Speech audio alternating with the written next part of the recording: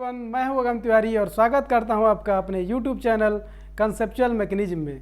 तो आज से पहले आप इस चैनल के माध्यम से सीबीएसई बोर्ड के अंग्रेजी माध्यम का पाठ्यक्रम पढ़ रहे थे।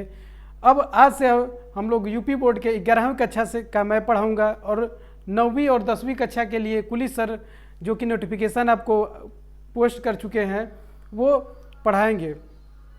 तो मैं सबसे पहले स्टार्ट करूँगा कि केमिस्ट्री का सिलेबस क्या है, 11वीं की सिलेबस क्या है, क्या क्या हमको पढ़ना है, ये सब मैं आपसे डिस्कस करूँगा। तो अब तैयार हो जाइए और आप भी कहिए गर्व से कि हम भी निकालेंगे जेई, हम भी नीट और अच्छे मार्क्स पाएंगे इंटर में, 11वीं में, 12वीं में। आजकल ट्रेंड चला है कि 11 हुआ ख़राब, अब मैं क्या करूं। अरे ना 11 ख़राब होने दूंगा ना 12 ख़राब होने दूंगा, कुछ ख़राब नहीं होगा। जो हो गया उसको छोड़िए, 11 भी आपका अच्छा होगा और 12वीं भी अच्छा होगा। इसलिए आप एकदम जुड़ जाइए और मज़े से एकदम पढ़िए, कोई भी टेंशन नहीं लेना है। 11वीं ख़राब हो गया, 12वीं ख़राब हो गया, इसका कुछ भी नहीं सोचना है। अब ना 11वीं ख़राब होगा ना 12वीं ख़राब होगा। अब बस आप केवल करेंगे पढ़ाई और निकालेंगे जेई, नीट, ये सभी चीज़ आप आराम से निकालेंगे। तो एकदम बिल्कुल भी नहीं घबराइए। पहले हम लोग रास्ता को जानेंगे, फिर लक्ष्य को हासिल करेंगे। तो रास्ता क्या है, केमिस्ट्री की भाषा में रास्ता यानी केमिस्ट्री का सिलेबस क्या है, कैसे हम लोग जाएंगे, कैसे स्टार्ट करेंगे, 11वीं कैसे ख़त्म करेंगे, 12वीं कैसे ख़त्म करेंगे, ये सब मैं आपको इस साल के अंत तक सब बता। 11वीं का भी सिलेबस ख़त्म करूँगा, 12वीं का आपके डाउट को क्लियर करूँगा। कमेंट बॉक्स में कमेंट करिए, डाउट को क्लियर करिए। कहीं से भी किसी भी अंग्रेजी माध्यम के जितने भी चैनल हैं उनसे कुछ भी कम नहीं रहेगा। हर प्रकार का कोई एग्जाम्पल लगवाया जाएगा आपके सामने, सब कुछ आपको दिया जाएगा। तो आइए एक नज़र डालते हैं कि हमारे रास्ता क्या है, यानी सिलेबस हमको क्या फॉलो करना है। तो देखिए, सबसे पहले हमको पढ़ना होता है रसायन विज्ञान की कुछ मूलभूत अवधारणाएँ। मूलभूत अवधारणाएँ मतलब कि हम लोग रसायन विज्ञान के पढ़ने से पहले हमको क्या बेसिक जानकारी क्या होनी चाहिए, ये सब इसमें पढ़ेंगे। दूसरा है परमाणु की संरचना। परमाणु की संरचना क्या है, इसको हम अलग अलग इलेक्ट्रॉन की खोज किसने की, प्रोटॉन की खोज किसने की, ये सब बातें हम लोग पढ़ेंगे। इसी पे एक पोयम आता है, ईटा पे नाच, इलेक्ट्रॉन का खोज, ये सब ट्रिक हम लोग जानते हैं। कुछ लोग जानते होंगे, जो नहीं जानते होंगे उनको हम बताएंगे। और ऐसे कई ट्रिक आपको बताएंगे जिसको बड़े ही आसानी से आप लोग चीज़ों को समझेंगे। सब व्यवहारिक रूप से बताया जाएगा, कुछ भी ऐसा नहीं कि केमिस्ट्री का लोड पड़ेगा। सब व्यवहार का जितना भी व्यवहारिक एग्जाम्पल है सब दिया जाएगा। तो और तीसरा आपको देखेंगे तत्वों का वर्गीकरण एवं गुणधर्मों की आवृत्ता। तत्वों का वर्गीकरण कैसे किया गया, क्यों वर्गीकरण आखिर किया गया, क्यों ये वर्गीकरण की जरूरत पड़ी, तत्व बहुत ज़्यादा हो गए उनको वर्गीकृत किया गया, कैसे कैसे वर्गीकरण हुई। स्टार्टिंग में 8 एलिमेंट वाला था, फिर सारेगामापा के ट्यून पे किया गया, किसने किया, ये सब बहुत ही आसान भाषा में periodic table, modern periodic table को कैसे याद करेंगे, इसका पोएम के माध्यम से बहुत ही आसान भाषा में आपको समझाएंगे और हर चीज़ एक एक चीज़ बताएंगे। तो एकदम जुड़े रहिए ऐसे ही और खूब बढ़िया से पढ़ते रहिए। कहीं से भी कोई क्वेश्चन नहीं फंसेगा, वो चाहे जेई का हो, नीट का हो, कुछ भी कोई क्वेश्चन नहीं फंसने वाला है। बस एकदम आराम से लगे रहिए। फिर चौथे नंबर पर आप देखेंगे रासायनिक आबंध तथा आणविक संरचना। रासायनिक आबंध क्या होता है, इसको इंग्लिश बोलते हैं केमिकल बॉन्डिंग। तो ये तो आम भाषा में सीबीएसई बोर्ड वाला का लिखित थोड़ी ना है, वो पेटेंट थोड़ी ना करा है कि अंग्रेजी ने, वही जानते हैं हम लोग। अरे बॉन्डिंग सब लोग जानते हैं भाई, कौन नहीं जानता है बॉन्डिंग। बॉन्डिंग मतलब क्या है, दो लोगों का जुड़ाव, कैसे जुड़ाव हो रहा है, हम हैं, आप हैं, हमारे आपके बीच भी बॉन्डिंग है।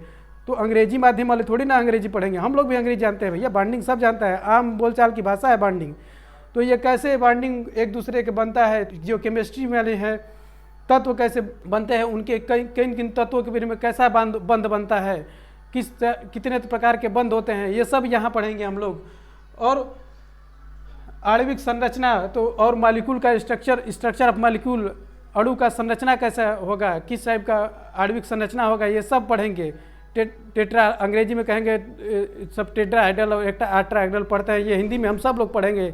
इसी चीज़ को बस हिंदी में पढ़ देंगे। संरचना अब थोड़ी ना है कि H2O लिख रहे हैं तो ऐसे लिख दिए।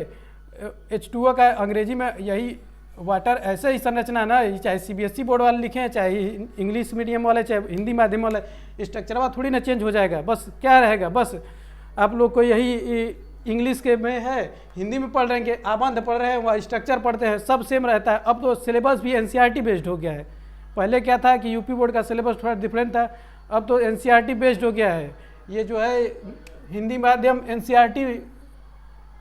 एनसीईआरटी बेस्ड ये हो गया भैया एनसीईआरटी बेस्ड हो गया है। अब तो आपको चिंता भी नहीं करना है कि हम हिंदी माध्यम वाले जाते थे हम लोग कहीं भी कोचिंग करने तो कहते अरे आ गए सब यूपी बोर्ड वाले, आ गए सब सीबीएसई बोर्ड। हम लोग गर्व से कहेंगे एनसीईआरटी तुम भी पढ़ते हो, हम भी एनसीईआरटी पढ़ते हैं।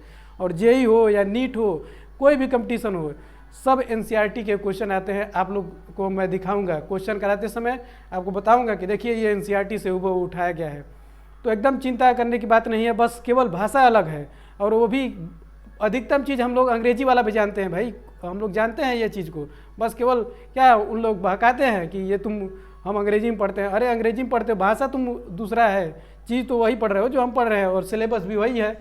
तो भाषा थोड़ी ना, अब अमेरिका वाले को इंग्लिश में पढ़ रहा है, हम लोग इंडिया के हिंदी जानते हैं हिंदी में पढ़ रहे हैं, इसमें क्या भाषा से कोई थोड़ी ना मतलब है। बस हमको क्या करना है, चीज़ें वही है, एनसीईआरटी बेस्ड है भैया। तुरंत गर्व से कहोगे हम भी एनसीईआरटी पढ़ते हो, तुम भी एनसीईआरटी। तो इस चीज़ को आप समझे भाई। चौथे वाले में रासायनिक अवस्था तथा आणविक संरचना ये समझे। पाँचवें में पदार्थ की अवस्थाएं, पदार्थ की कितने अवस्थाएं होते हैं, ठोस, द्रव, गैस, वही सॉलिड, लिक्विड, गैस कहेंगे। देखो गैस भी आगे क्या हो गया, उन लोग भी गैसे कहेंगे, हम लोग भी गैसे कहेंगे, ये तो एक के सेम हो गया। तो ये थोड़ी ना सोचना है भैया कि तुम अंग्रेजी हो, बड़का अंग्रेज हो गए, कुछ नहीं हुए हो, चीज़ें वही पढ़ रहे हो। फिर उष्मा गतिकी, थर्मोडायनेमिक्स वो पढ़ते हैं, उष्मा गतिकी पढ़ते हैं। उष्मा के बारे में हम पढ़ेंगे कि उष्मा गतिकी में कैसे हम लोग पढ़ेंगे, एक उष्मा कैसे उष्मा एनर्जी में कन्वर्ट होती है, ऊर्जा में कन्वर्ट होगा, ये सब चीज़ें कैसे उष्मा गतिकी में पढ़ेंगे। और फिर क्या पढ़ेंगे कि साम्य अवस्था, तो साम्य अवस्था कैसे भी कोई रसायन विज्ञान में कैसे भी कोई भी रिएक्शन हो तो कैसे वो साम्य अवस्था को प्राप्त कर जाती है, ये सब हमको पढ़ना है। तो अब देखिए रिएक्शन कह रहे हैं, हम भी यूपी बोर्ड से पढ़े लेकिन फिर भी हम रिएक्शन कह रहे हैं। अरे हम लोग को पता है भाई रिएक्शन क्या होता है, हिंदी उसका पता है, अंग्रेजी पता है, सब कुछ पता है। ये थोड़ी ना कि रिएक्शन कोई कह देगा तो हमको समझ में नहीं आता है, सब समझ में आता है। लेकिन केवल नाम है कि हम अंग्रेजी माध्यम के, तुम कुछ नहीं है भैया, सिलेबस वही है। तो ये सब तो ये भाग एक, दो भाग होंगे 11वीं में। क्या होगा कि दो भाग आपको देखने को मिलेंगे। पहले भाग में ये सभी 7 चैप्टर रहेंगे, फिर एक दूसरी भाग रहेगा उसमें भी रहेगा, 2 भागों में है। तो कुछ किताबें जो है 2 अलग अलग निकालते हैं किताब, और कुछ किताबें हैं जो एक ही में कंबाइंड कर देती हैं। तो अब मैं राइटर भी आके बताऊंगा किस राइटर का बुक लीजिए, कौन कंबाइंड करता है, कौन अलग अलग देता है, ये सब मैं बताऊंगा आपको। तो यहाँ पे थोड़ा सा मैं वो और इसको दूसरे भाग के बारे में बताने से पहले मैं बताना चाहूँगा कि जैसे कोई भी आपको रिएक्शन होता है, कोई भी आप देखेंगे तो क्या होता है कि पहले आप क्या सोचते हैं, यहाँ पे पहले किसी भी चीज़ को पढ़ने से पहले क्या सोचते हैं कि ये क्या है, किसी की मेरे बारे में जानना है तो पहले क्या कहेंगे कि मेरा नाम क्या है, मेरा कैरेक्टर कैसा है, सब ये देखेंगे ना थोड़ा सा।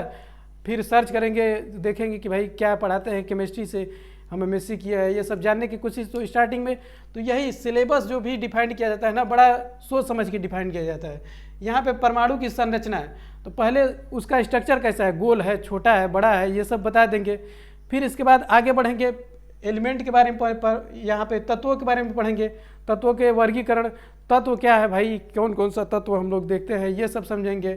तत्वों में hydrogen, helium, lithium, beryllium, boron, carbon, ये अलग अलग। जैसे कोई मकान बनने से पहले क्या है, ईंट के बारे में पढ़ते हैं, ईंट है तो उसके उसी तरह ये तत्व क्या है, छोटे छोटे जो पार्टिकल, इन्हीं से मिलके आगे यौगिक बनेंगे, तो इनके बारे में फिर पढ़ेंगे। फिर इसका कैसे ये अब बंध बनाते हैं किसी भी चीज़ का। अब ईंट बनेगा तो क्या होगा, जब दीवार बनना हो तो ईंट के बारे में पढ़ लिए, फिर सीमेंट के बारे में अलग 2 पढ़ लिए। अब ईंट और सीमेंट को कैसे एक जगह जोड़ेंगे, तो ये यहाँ आबंध, वही जोड़ने के काम आबंध है। सीमेंट बालू मिलाए, पानी उसमें डाला जाता है, फिर उसको ऐसे रख दिया जाता है तो बताते हैं हाँ ऐसे ये क्या हो गया, जुड़ गया। वैसे ही क्या यहाँ जुड़ाव को समझेंगे कि कैसे जुड़ता है, किस प्रकार का होता है। फिर करेंगे भाग 2 के बारे में। तो भाग 2 में हमको क्या क्या पढ़ना है, आइए देखते हैं।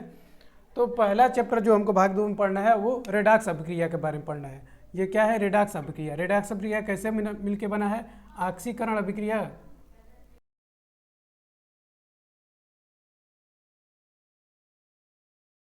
अपचयन, 2 अभिक्रिया जो है इनको मिलके क्या बना है, ये रेडॉक्स अभिक्रिया बना है। तो इसके बारे में पढ़ेंगे बढ़िया से, इसके बारे में पढ़ेंगे और दोनों को जोड़ के इनके बारे में पढ़ेंगे। ठीक, अब दूसरा चैप्टर आप देख रहे हैं हाइड्रोजन। तो यहाँ आप देख रहे हैं कि एस ब्लॉक का तत्व हम लोग पढ़ रहे हैं, पूरा ब्लॉक का तत्व पढ़ रहे हैं। यहाँ भी पूरा पी ब्लॉक का सभी तत्वों के बारे में इसी में पढ़ेंगे, लेकिन हाइड्रोजन को क्या हम अलग से पढ़ रहे हैं। तो कुछ ना कुछ इसमें विशेष बात होगा। तो क्या विशेष बातें हैं इनको हम लोग समझेंगे, इनको जानेंगे कि हाइड्रोजन को क्यों अलग पढ़ाया जा रहा है, इनमें क्या क्या विशेषताएं हैं बहुत आसानी से, और इनका भी कैसे याद करेंगे कि एस ब्लॉक के तत्वों को आसानी से कविता के माध्यम से कैसे याद करेंगे, पी ब्लॉक के तत्वों को आसानी से कैसे याद करेंगे, कैसे पहचानेंगे कि ये एस ब्लॉक का तत्व है, कैसे ये पहचानेंगे कि ये पी ब्लॉक का तत्व है, ये सब हम लोग जानेंगे। फिर हम लोग बात करेंगे कार्बनिक रसायन की। तो कार्बनिक रसायन में देखिए ये 2 चैप्टर जो है ना, ये आएंगे आपके दोनों कार्बनिक रसायन में ही। तो कार्बनिक रसायन जो है रसायन विज्ञान के एक अलग ही पार्टी है। जैसे आगे पढ़ेंगे तो अकार्बनिक रसायन और कार्बनिक रसायन 2 भाग में पढ़ा जाता है। तो ये कार्बनिक रसायन एक अलग भाग ही है रसायन विज्ञान का। तो इसमें आप लोग यह है कार्बनिक रसायन और ये हाइड्रोकार्बन के बारे में। तो यहाँ आप बेसिक जानकारी लेंगे कि मतलब क्या क्या कार्बनिक रसायन में कैसे कंपाउंड होते हैं, कार्बन के बारे में पढ़ेंगे, हाइड्रोजन के बारे में। इसमें मेनली क्या बोलता है, कार्बन और हाइड्रोजन के बारे में हम लोग पढ़ते हैं। इनके कार्बन और हाइड्रोजन से मिलके जो कंपाउंड बनते हैं इनके बारे में पढ़ते हैं। तो कार्बन के बारे में समझेंगे क्या कार्बन है, या हाइड्रोजन के बारे में समझ ही ले रहे हैं। तो कार्बन हाइड्रोजन ये कैसे मिलेंगे, इनकी संयोजकता क्या होगी, ये कैसे बंध बनाएंगे, ये सब समझेंगे और इसका डिटेल में पढ़ेंगे। और ये लास्ट में आप जो देख रहे हैं पर्यावरणीय रसायन, तो इसमें हम लोग पढ़ते हैं कि पर्यावरण के में रसायन कैसे प्रयोग होता है। जैसे ऑक्सीजन कितना पर्यावरण में पाया जाता है, नाइट्रोजन कितना पाया जाता है, ये सब आप पर्यावरणीय रसायन में पढ़ेंगे। और फिर पर्यावरण में रसायन का कैसे प्रयोग होता है, ये सभी चीज़ें हम लोग क्या करेंगे, डिटेल में समझेंगे। तो अभी क्या है, हम लोग पहला जो चैप्टर स्टार्ट करेंगे वो रसायन विज्ञान के कुछ मूल अवधारणाएं, इसको लेकर हम लोग चलेंगे। पहला चैप्टर है ये भाग 1 का पहला चैप्टर, ये आपको पढ़ाऊंगा। इसके बाद फिर आगे आप लोग चलते जाएंगे, आगे आपको वैसे वैसे जैसे जैसे आगे बढ़ेंगे सब चैप्टरों के बारे में बहुत ही डिटेल से, बहुत ही बढ़िया से पढ़ाया जाएगा। सभी एग्जाम्पल लगा के पढ़ाया जाएगा। सबको कैसे जेईई में आता है, नीट है, सब कुछ आपको एकदम डिटेल पढ़ाया जाएगा। तो एकदम घबराना नहीं है और लग जाना है, एकदम मेहनत करना है, खूब आगे बढ़ना है। तो आज के लिए बस इतना ही। अगले वीडियो में मिलते हैं एक नए एनर्जी के साथ, एक नए ऊर्जा के साथ। धन्यवाद।